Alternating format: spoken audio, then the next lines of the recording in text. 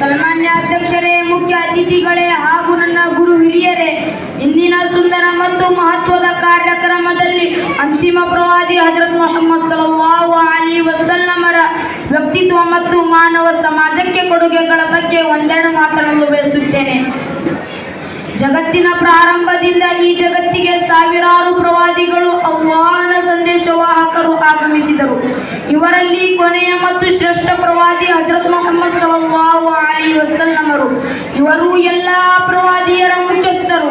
ಸರ್ವ ಜನಾಂಗಕ್ಕೆ ಮಾದರಿ, ಸಮಸ್ತ ಜೀವಿಗಳ ಮೇಲೆ ಕರುಣೆ ತೋರಿದರು. ಮಕ್ಕಾ ಪಟ್ಟಣದಲ್ಲಿ ಜನಿಸಿದರು. ಬಾಲ್ಯದಿಂದಲೇ ಅತ್ಯಂತ ಸತ್ಯವಂತರು, ಪ್ರಾಮಾಣಿಕರು, ಒಳ್ಳೆಯ ಮತ್ತು ಸುಂದರವಾದ ನೈತಿಕತೆಯೊಂದಿಗೆ ಬೆಳೆದು ಬಂದವರು. ಎಲ್ಲರೂ ಅವರಿಗೆ ಗೌರವದಿಂದ ಕಾಣುತ್ತಿದ್ದರು. ಮಾನ್ಯರೇ, ಪ್ರವಾದಿಯರು 25 ವರ್ಷಕ್ಕೆ ಹಜರತ್ ಬೀಬಿ ಖದೀಜಾ ಅವರಿಗೆ ವಿವಾಹವಾದರು. 4 ವರ್ಷಕ್ಕೆ ಅಲ್ಲಾಹನ ಆದೇಶದಂತ ಪ್ರವಾದಿಯಾದರು. ಕೊನೆಯ ಸಂದೇಶವಾಹಕರು ಎಂದು ನೇಮಕವಾದರು. ಅವರಿಗೆ ಪವಿತ್ರ ಗ್ರಂಥ ಕುರಾನ್ ನೀಡಲಾಯಿತು.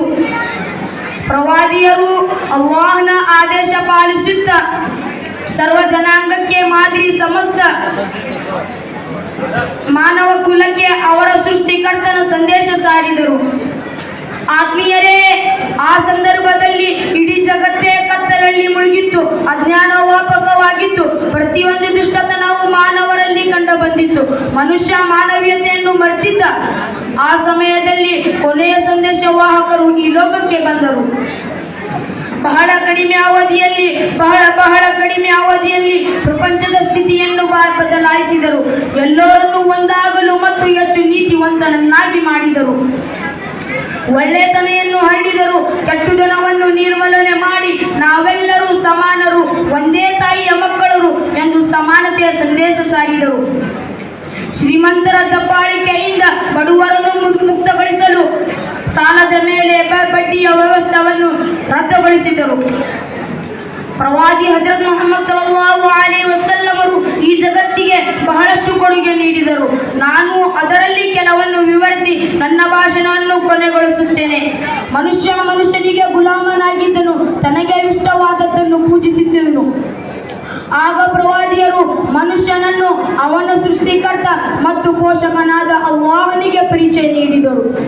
ಪ್ರವಾದಿಯರು ಕೀಳು ಮೇಲು ಎನ್ನುವ ವ್ಯವಸ್ಥೆಯನ್ನು ತೆಗೆದುಹಾಕಿ ನಾವೆಲ್ಲರೂ ಒಂದೇ ತಾಯಿಯ ಮಕ್ಕಳರು, ನಮ್ಮಲ್ಲಿ ಶ್ರೇಷ್ಠ ಅಲ್ಲಾಹನಲ್ಲಿ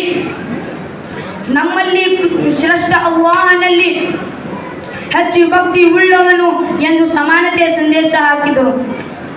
ಆತ್ಮೀಯರೇ, ಪ್ರವಾದಿಯರು ಗಿಡಮರಗಳನ್ನು ಬೆಳೆಸಿ ಪರಿಸರವನ್ನು ರಚಿಸಲು ಮುಂದೆ ಬರಲು ಕರೆ ನೀಡಿದರು.